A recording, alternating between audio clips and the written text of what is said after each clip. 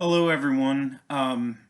So this is the introduction to the Communist Manifesto, and I'm going to explain a little bit of the history of it and also explain why the Communist Manifesto matters. So, first off, why do people say to read the Communist Manifesto?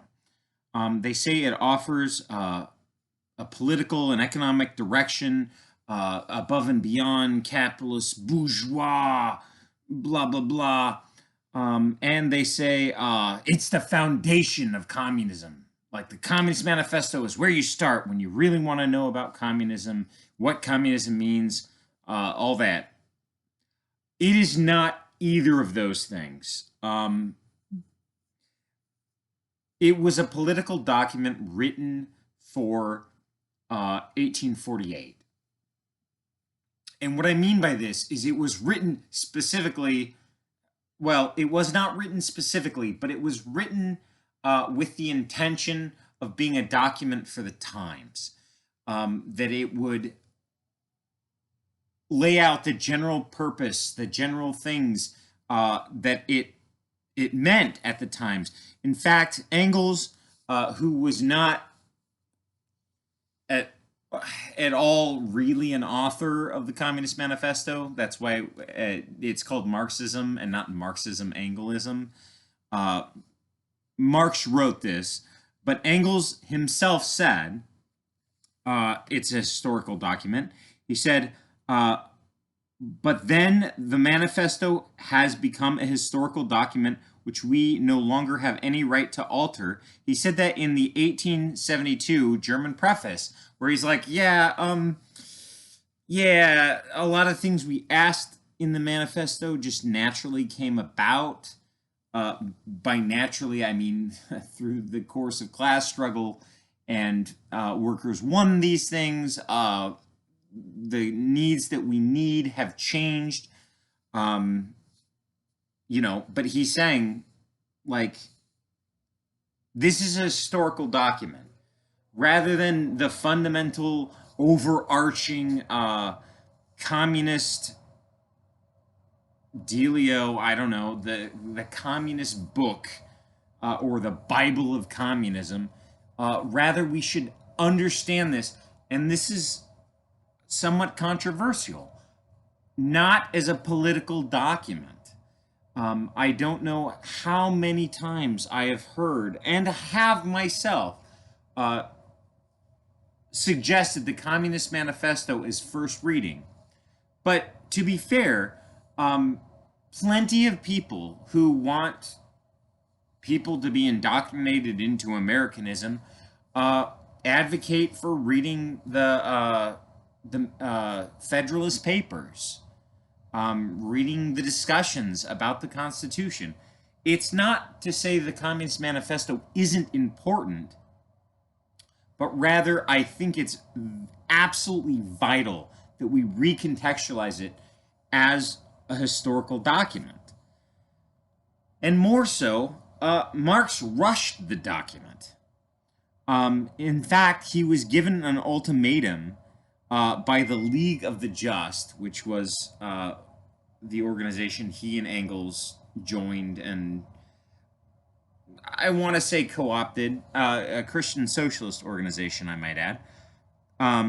But they were like, look, Marx, you got, it was 1847, I think.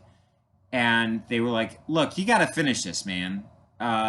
We've had months in which you didn't respond to us. You got to finish this.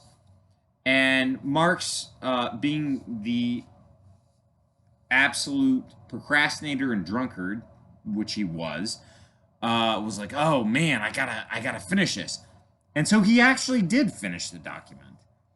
And what did he finish? He finished the document, which includes concretely, like he wasn't talking way crazy ideas of pie in the sky or universal communist principles. What he was doing is he was concretely showing what communists can do, how they can fight, and demands that they can make for their time. And it's really important. Understanding that this document is very contextual. it's it's simultaneously contextual and universal. It's contextual in that everything in it is written for its context. It's universal in the sense that what any good communist document does is the universal resides in the particular. That is to say, yes, it's a particular document, but however, it has things to say to us and things that matter. So in that case, why does the Communist Manifesto matter?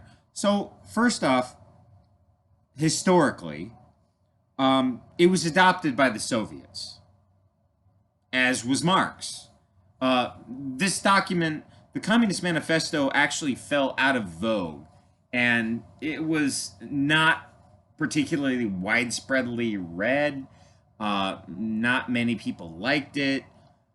It actually went out of print for, I think, decades. I'm not going to stand by that, but I think it went out of print multiple times in multiple ways.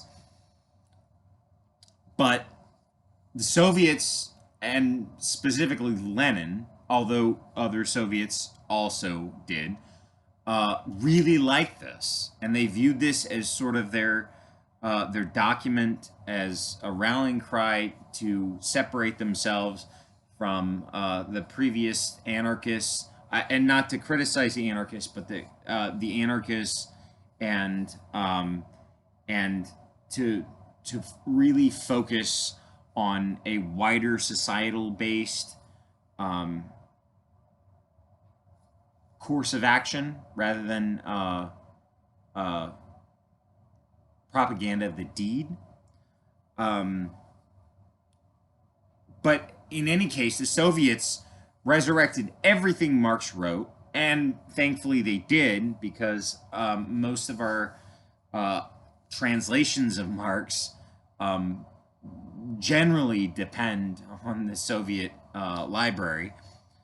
And so that's one. But then also they began to enforce this, at least in the 30s, obviously in the 60s, and it's really prevalent overall. Just to force, oh well, you're concerned about activism, you want to change the system, read the Communist Manifesto. Well, maybe. But to be fair, I want to be really super clear. No one complains when someone says, if they want to understand the nature of America, they should read the Federalist documents or the Federalist Papers. No one complains about that.